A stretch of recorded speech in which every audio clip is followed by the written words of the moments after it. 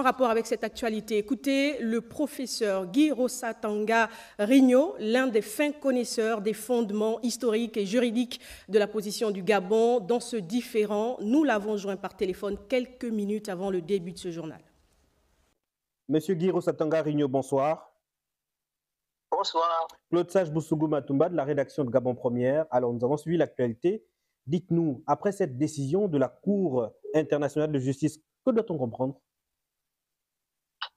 Il y a beaucoup de choses à comprendre. La première chose à dire, c'est que nous étions devant une juridiction, la principale juridiction des Nations Unies. Elle a rendu une décision et nous en prenons note. C'est la première chose. La deuxième chose, c'est que cette décision est multiple dans son contenu.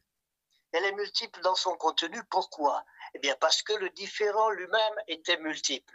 Alors, je sais que nous avons, l'opinion a toujours focalisé sur Mbagnié, mais le différend ne portait pas que sur Mbagnié. Le différend portait sur la détermination des frontières terrestres, maritimes et la souveraineté sur les îles Mbagnié, Konga et Cocotier.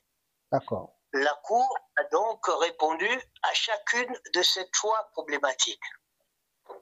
S'agissant de la problématique des frontières terrestres, la Cour a dit qu'elle ne reconnaît comme valable que la Convention de Paris de 1900. Cette Convention de Paris de 1900 fixe des frontières tirées au cordeau en ligne droite.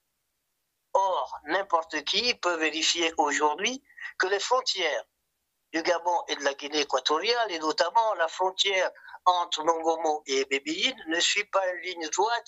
Elle est représentée, manifestée par le cours de la rivière Kié. Et le pont frontière se trouve sur la rivière Cré.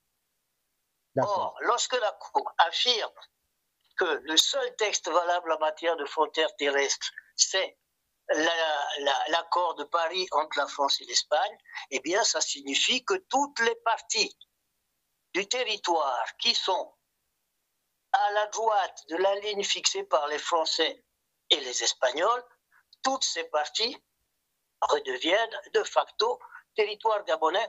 Et c'est notamment le cas du pont frontière. Ce qui était considéré comme pont frontière aujourd'hui n'est plus pont frontière, deviendra, sauf négociation bien entendu, deviendra purement et simplement territoire gabonais, puisque situé à l'ouest de la ligne frontière fixée par la France et l'Espagne. Alors, M. Rosatanga, on a une carte qui s'affiche là. Que représentent les bordures en rouge? Les bordures en rouge, ce sont les parties de territoire qui ont été cédées à la Guinée équatoriale dans le cadre de la convention entre le Gabon et la Guinée équatoriale de 1974, convention que la Cour n'a pas voulu reconnaître. Le problème, c'est que c'est cette convention qui est à l'origine des frontières actuelles. Donc, la Cour, ne l'ayant pas reconnue, n'ayant reconnu que la convention entre la France et l'Espagne, le résultat en est que toutes les parties que vous voyez en rouge, qui avaient été cédées en 1974 à la Guinée équatoriale, redeviennent gabonaises en vertu de la convention franco-espagnole de 1900. Et dans cette affaire, y a-t-il un perdant ou un gagnant? Il y a toujours un perdant, mais dans une décision de ce type, il est évident que nous avons perdu sur la souveraineté sur Mbagnié, mais nous gagnons évidemment sur la frontière terrestre. Et sur la frontière maritime, personne ne gagne puisque la Cour estime qu'il n'y a aucune frontière maritime entre les deux pays et que les deux pays doivent s'asseoir pour la négocier et la fixer. Monsieur Guy Rosatanga Rigno, merci. C'est moi qui vous remercie.